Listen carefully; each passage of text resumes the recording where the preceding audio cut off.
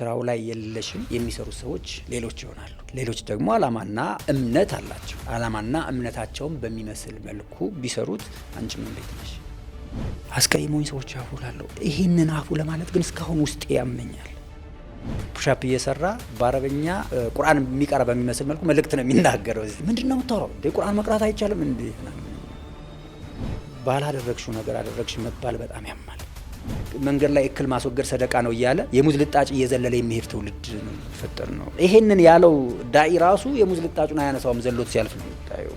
አንደበቴ ሊሰው በምን ላወራ አልኩ። በድብቅም ሊረዳሽ አይፈልግም፣ ስፖንሰርም ሊያደርግሽ አይፈልግም። ለምን? ኮንተንታችሁ ከባድ ነው። ለመበደር እንኳን ቀና ብለን የምናየው አበዳሪ አጣ። ለማስረዳት በሞከርሽ ቁጥር እንዳደረግሽው ነው የሚታሰበው። ስትፈቺ ወንድሞች የሚያሙት ሐሜት ይሰብር ነበር። ካድሬ ስለሆነ ነው